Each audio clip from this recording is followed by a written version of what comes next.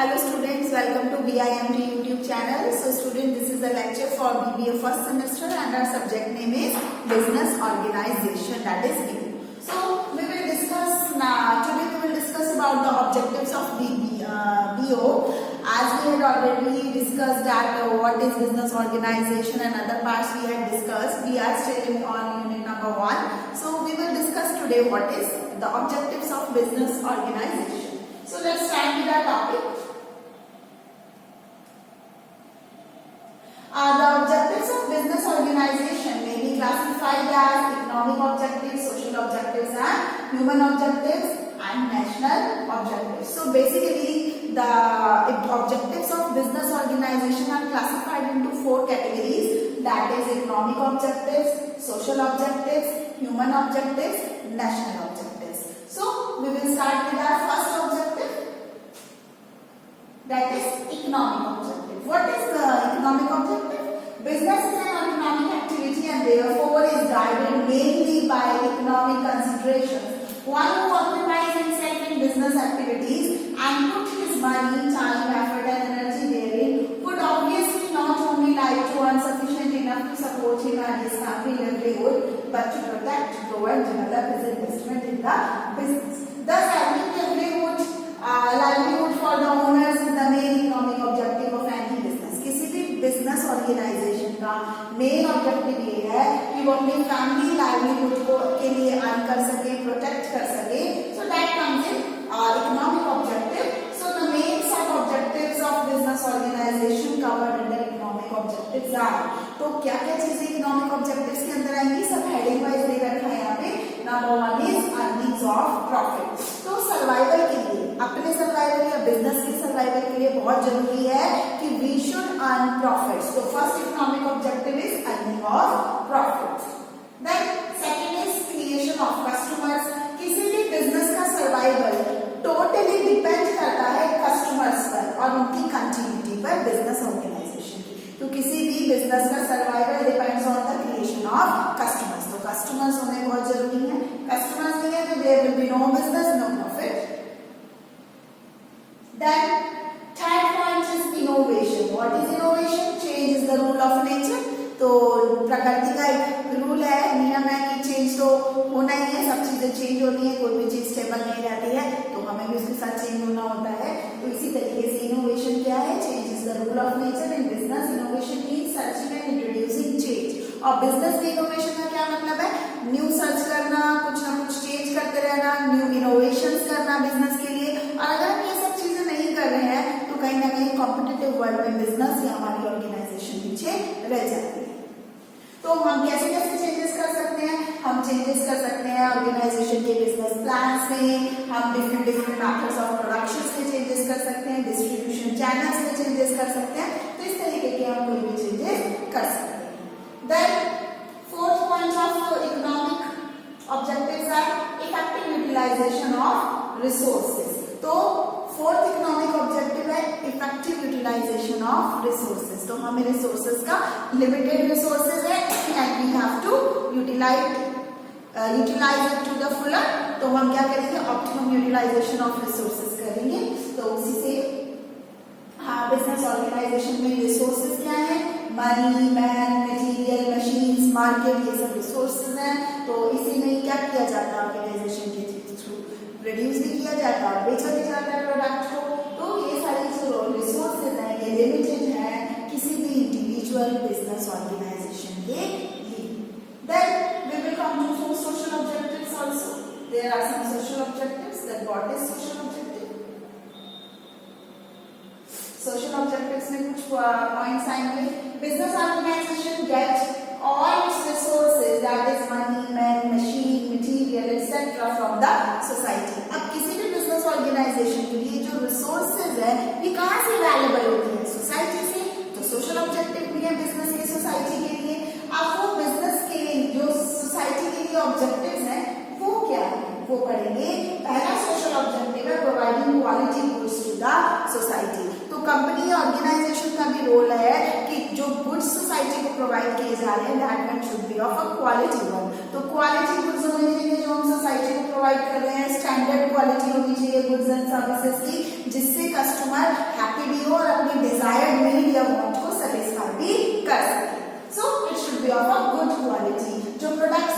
Durable होने चाहिए, जैसे कि रेडियो है, टीवी है, रेफ्रिजरेटर है, इस तरीके के प्रोडक्ट जो है they should be durable also. तो इस तरीके की चीजें हैं जो ऑर्गेनाइजेशन को, सोसाइटी के लिए ध्यान में रखनी चाहिए जब भी वो गुड्स को प्रोड्यूस कर रहे हैं कि it should be of a standard quality one. Then other one is adoption of fair trade practices. तो फेयर ट्रेड प्रैक्टिसेस को भी अडॉप्ट करना चाहिए by an business organisation. That is anti social practices like hoarding, black marketing and overcharging buyers are highly undesirable activities. तो हमें fair trade practices करनी चाहिए, मतलब ऑर्गेनाइजेशन को anti social practices. Anti social practices क्या होती है? जैसे हमने होर्डिंग लगा लिया, हमने ब्लैक मार्केटिंग की, ब्लैक मार्केटिंग सामान को रख लिया स्टोरेज में और बाद में उसको और महंगे रेट पर बेचा, तो ब्लैक मार्केटिंग की। या ओवरचार्जिंग की, ओवरचार्जिंग की हमने, ओवरचार्जिंग में किसी को हम कितने का माल बेच रहे हैं, किसी को हम बहुत महंगा माल बेच रहे हैं। तो इस तरीके की चीजें नहीं होनी चाहिए, इस तरीके की एक्टिविटीज नहीं होनी चाहिए। इससे ऑर्गेनाइजेशन की भी गुडविल खत्म होती है और कस्टमर का ट्रस्ट भी खत्म हो जाता है। And business adopting any anti-social or unfair trade practices not only earns a bad name for it but also attracts punishments under provisions of existing laws। तो लॉ ने भी प्रोविजंस बना रखे हैं इन सब चीजों के लिए, अनफेयर ट्रेड प्रैक्टिसेस के लिए, तो फिर वो सब उन्हें बियर करना पड़ता। Then generation of employment. तो हर बिजनेस की, every business should grow and expand its operation to create new jobs for the society. तो सोसाइटी के लिए बिजनेस ऑर्गेनाइजेशन और क्या ऑब्जेक्टिव्स या रोल प्ले कर रही है? एम्प्लॉयमेंट जनरेट करने का रोल प्ले कर रही है। ज्यादा से ज्यादा लोग, जब बिजनेस ऑर्गेनाइजेशन ज्यादा होंगी तो मैन पावर भी रिक्वायर्ड होगी, और मैन पावर रिक्वायर्ड होगी तो अनएम्प्लॉयड पर्संस को एम्प्लॉयमेंट मिलेगा। Then employees welfare. It is an important responsibility of the business to promote the welfare of its employees by providing fair wages. तो हमें employees के वेलफेयर के लिए भी वर्क करते रहना चाहिए। एम्प्लॉय वेलफेयर के लिए बिजनेस ऑर्गेनाइजेशन की क्या रिस्पॉन्सिबिलिटी है? बिजनेस ऑर्गेनाइजेशन की रिस्पॉन्सिबिलिटी है to promote welfare of its employees, क्योंकि कोई भी organisation without employees, without workers stand हो ही नहीं सकती। तो जो वर्कर्स उस ऑर्गेनाइजेशन को इतना आज आगे ले जा रहे हैं, प्रॉफिट अर्न करा रहे हैं, तो उनके वेलफेयर के लिए भी ऑर्गेनाइजेशन को सोचना चाहिए। And this is the social objective of business organisation. Then other social objective of business organization is community service. What is community service? Business should contribute something to the society where it is established and operating. Modern business organizations are engaged in community services to fulfill their social responsibilities and therefore enhance their public image. तो community service भी business organizations को society के लिए community services provide करनी चाहिए। जैसे कि आप कोई लाइब्रेरी खोल दें, आप डिस्पेंसरी खोल सकते हैं, कोई एजुकेशनल इंस्टीट्यूशंस खोल सकते हैं, किसी तरीके के ट्रेनिंग सेंटर्स खोल सकते हैं। So these all comes under the community center. So this is the second objective of business organization, that is social objective. तो अभी तक हमने बिजनेस ऑर्गेनाइजेशन के दो ऑब्जेक्टिव्स पढ़े हैं डिटेल में। First one is economic objective and second one is social objective. और दोनों ही ऑब्जेक्टिव्स के, इकोनॉमिक ऑब्जेक्टिव्स में भी हमने काफी सारे पॉइंट्स को पढ़ा और सोशल ऑब्जेक्टिव्स को भी हमने डिटेल में विद हेडिंग पढ़ा। Then we will move to the other objective and it is human objective. तो अब हम नेक्स्ट ऑब्जेक्टिव पे मूव ऑन करते हैं, that is human objective. A business is directly linked with two important groups of human beings, namely customers and employees। तो कोई भी business जो है वो डायरेक्टली टू ग्रुप से लिंक है। कौन से हैं वो दो groups? Human beings namely customers and employees. तो ह्यूमन बीइंग्स से लिंक्ड है, बट ह्यूमन बीइंग्स में भी कौन? एक एम्प्लॉयज है, एक कस्टमर है। तो इन दोनों के बीच में कोई भी बिजनेस डायरेक्टली लिंक्ड होता है।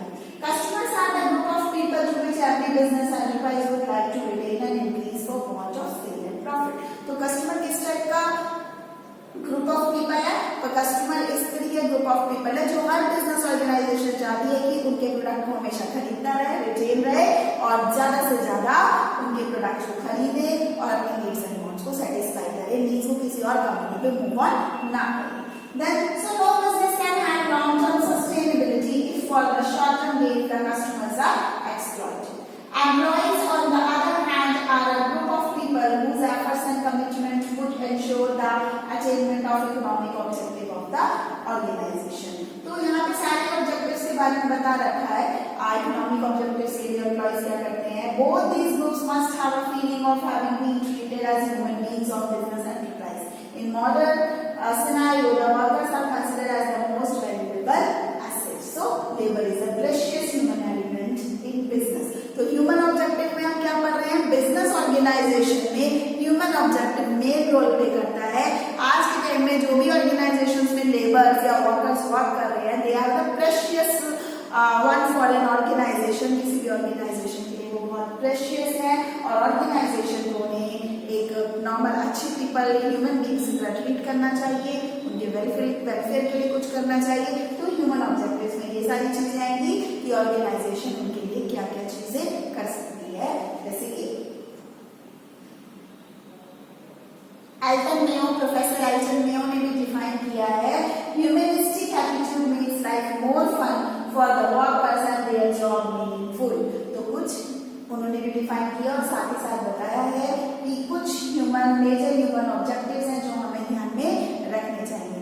पहला मेजर ऑब्जेक्टिव है fair dealings with the customers and employees. तो ह्यूमन ऑब्जेक्टिव का फर्स्ट पॉइंट है कि हमें फेयर डीलिंग करनी चाहिए कस्टमर्स के साथ भी और एम्प्लॉइज के साथ। The business should treat every customer और employees fairly and in justified manner. The principle of equality and justice must apply. कोई भी बिजनेस हो वो अपने कस्टमर्स को और अपने एम्प्लॉइज को फेयरली डील करे, जस्टिफाइड मैनर में डील करे और उनके बीच में कोई भी इनइक्वालिटी ना हो, मींस इक्वली ट्रीट करे।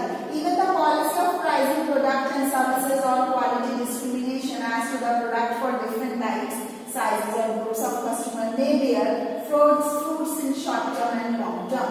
तो हमें क्या करना है, यहाँ पर फेयर डीलिंग करनी है कस्टमर्स एंड एम्प्लॉइज के साथ। तो ये हमारा first human objective. Then second human objective is treating workers as part of the business organisation. हर बिजनेस ऑर्गेनाइजेशन को अपने वर्कर्स को ऑर्गेनाइजेशन का पार्ट ट्रीट करना चाहिए, इम्पोर्टेंट पार्ट ट्रीट करना चाहिए ऑर्गेनाइजेशन के लिए, इम्पोर्टेंट ह्यूमन एसेट है वो, उसके बिना ऑर्गेनाइजेशन सर्वाइव नहीं कर सकती। तो उसके लिए उनको क्या करना चाहिए, policies regarding human welfare, policies regarding employees wages and remuneration, policies regarding employees, इन सब पर ध्यान देना चाहिए। Then third point is development of employees skills. तो ये भी एक ह्यूमन ऑब्जेक्टिव है कि एम्प्लॉइज स्किल को डेवलप कैसे किया जाए। Employees development must be an objective to be achieved through training. तो एम्प्लॉइज को डेवलप करने का ऑर्गेनाइजेशन के पास क्या तरीका है, ट्रेनिंग। तो एम्प्लॉइज को टाइमली ट्रेन किया जाए न्यू टेक्निक्स के बारे में, जो भी न्यू एडवांस चीजें हैं उनके बारे में, जिस चीज में वो लैक कर रहे हैं उनके बारे में। तो ट्रेनिंग इज मस्ट, जिससे हम एम्प्लॉइज की स्किल्स को या वर्कर्स की स्किल्स को बढ़ा सकते हैं। Then every new recruit needs to be acquainted with the work and its environment. Existing workforce needs to go under the refresher course. तो अगर हम कोई न्यू रिक्रूटमेंट कर रहे हैं, नया सिलेक्शन किया है, तो उसके लिए भी रिक्वायर्ड है ट्रेनिंग, और पुराना जैसे चल रहा है एग्जिस्टिंग, उसकी भी रिफ्रेश करने के लिए ट्रेनिंग रिक्वायर्ड है। तो हर चीज चेंजेबल है तो ट्रेनिंग भी रिक्वायर्ड होगी। तो चेंजेस आर मस्ट और ह्यूमन वेलफेयर के लिए होता रहना चाहिए। Then next point is job satisfaction of employees. तो ह्यूमन ऑब्जेक्टिव का मेन ऑब्जेक्टिव है कि जो एम्प्लॉइज हैं वो अपने जॉब से सेटिस्फाई रहे। तो इसके लिए ऑर्गेनाइजेशन क्या करे, उनके लिए बेटरमेंट के लिए उनके वर्क करे। देन जॉब सेटिस्फैक्शन में be created by giving reasonable remunerations, eliminating hazardous jobs, avoiding monotony and fatigue by giving gaps in time schedule। तो हम जॉब सेटिस्फैक्शन कैसे एम्प्लॉइज को दे सकते हैं, उनके वर्किंग आवर्स भी चेंज करके, जिससे कि अगर वो रेगुलर वर्क कर रहे हैं तो बीच में उन्हें ब्रेक दें, इंटरवल्स दें, जिससे वो अपने आप को रिफ्रेश कर सकें, कंफर्टेबल और हैप्पी, टायरनेस फील ना करें, फटीग की प्रॉब्लम ना रहे, इसलिए हम उन्हें ब्रेक दें बीच में। उनके रेम्यूनरेशंस में रीजनेबल चेंजेस कर सकते हैं। मोस्ट डिफिकल्ट हैजार्डस जॉब्स को हम कम कर सकते हैं। टायरनेस या स्ट्रेस को कम करने के कुछ हम प्रोग्राम्स कर सकते हैं। इसके अलावा हम हेल्दी वर्क एनवायरनमेंट उन्हें प्रोवाइड करें, जिसमें वो हैप्पीली वर्क करें, हैप्पी फील करें। इस तरीके की चीजों को हमें ध्यान में रखना होगा। प्रॉपर वेजेस, कोई भी बिजनेस ऑर्गेनाइजेशन है जो है वो अपने एम्प्लॉइज को प्रॉपर वेजेस पे करे, जिससे कि एम्प्लॉइज जो है अपनी जॉब से सेटिस्फाई रह सकें। Then to time right job right time पे प्लेस करे या प्रमोशंस दें। तो इस तरीके की बहुत सारी चीजें हैं जो हमें याद रखनी है या करनी चाहिए किसी भी बिजनेस ऑर्गेनाइजेशन को for the satisfaction of their employees. So these all comes under the objectives of human capital. तो ये हमारा बिजनेस ऑर्गेनाइजेशन का थर्ड ऑब्जेक्टिव था, ह्यूमन कैपिटल। अब हम लास्ट ऑब्जेक्टिव पर मूव ऑन करेंगे। बिजनेस ऑर्गेनाइजेशन का लास्ट ऑब्जेक्टिव है नेशनल ऑब्जेक्टिव्स। तो नेशनल ऑब्जेक्टिव में क्या है, बिजनेस को वाइटल और मेन रोल प्ले करना है for the development of nation. अपने देश के लिए भी उन्हें कुछ करना है, तो इसके लिए वो क्या करते हैं, नेशनल नीड्स को फुलफिल करने के लिए नेशनल प्लान या पॉलिसीज के अकॉर्डिंग वर्क करते हैं, उन्हें प्रायोरिटीज पे रखते हैं जो नेशनल प्लान या पॉलिसीज हैं। तो यही सारी चीजों के साथ साथ कुछ नेशनल ऑब्जेक्टिव्स हैं किसी भी बिजनेस के, जिसमें कि फर्स्ट है सोशल जस्टिस। तो सोशल जस्टिस क्या है, ये इक्वालिटी ऑफ अपॉर्चुनिटीज का पॉइंट है सोशल जस्टिस। यहाँ पर बिजनेस ऑर्गेनाइजेशन जो है must function as entity for a particular class of people. तो पर्टिकुलर क्लास ऑफ पीपल के लिए बिजनेस ऑर्गेनाइजेशन प्रॉपर वर्क करे। The customers may come from any section of society and so in case of employees. तो customers भी किसी भी society के किसी भी सेक्शन से किसी भी इनकम लेवल के हो सकते हैं, एम्प्लॉइज भी सोसाइटी के किसी भी इनकम लेवल, किसी भी सेक्शन, किसी भी एरिया के, किसी भी एजुकेशन बैकग्राउंड के हो सकते हैं। तो we should have social justice. तो ये हमें नेशन के लिए सबसे पहला पॉइंट है जो बिजनेस ऑर्गेनाइजेशन को ध्यान में रखना है। Then other one is production according to national priorities. तो नेशनल प्रायोरिटीज के हिसाब से ऑर्गेनाइजेशन या कोई भी बिजनेस प्रोडक्शन को करे। ध्यान रखें इकोनॉमिक डेवलपमेंट को, पॉपुलेशन को, नेचुरल रिसोर्सेज को, सभी चीजों को ध्यान में रख के प्रोडक्शन किया जाए। तो ये सारी चीजें हमें ध्यान में रखनी होगी, जिससे हम नेशन के डेवलपमेंट के साथ साथ अपनी कंट्री, नेशन का और अपनी कंपनी, अपने आप का और needs and want satisfaction of customers का ध्यान रख सके। Then regular payment of taxes. किसी भी गवर्नमेंट के लिए बिगेस्ट सोर्स और रेवेन्यू का काम करता है टैक्स। तो टैक्सेस जो है वो प्रॉपरली टाइमली अगर आप लोग पे करेंगे, कंपनीज पे करेंगी, तो उस टैक्स जो है कलेक्शन से और हमारे देश की हेल्प होगी, नेशन के वेलफेयर के लिए वो पैसा लगाया जाएगा। Then proper use of national resources. जितने भी नेशनल रिसोर्सेज हैं किसी भी नेशन की, वो प्रॉपर यूज होना चाहिए, क्योंकि लिमिटेड रिसोर्सेज हैं, हमें उनका फुल यूटिलाइजेशन करना है। तो it should be keep in mind कि प्रॉपर यूज हो नेशनल रिसोर्सेज का। तो these all are the objectives of business organisation. तो बिजनेस ऑर्गेनाइजेशन के ऑब्जेक्टिव्स में हमने टोटल 4 ऑब्जेक्टिव्स को पढ़ा है यहाँ पे, that is economic objective, social objective, human objective and national objective. So this all is under the objectives of business organization. So this is all for today and thank you. Have a nice day.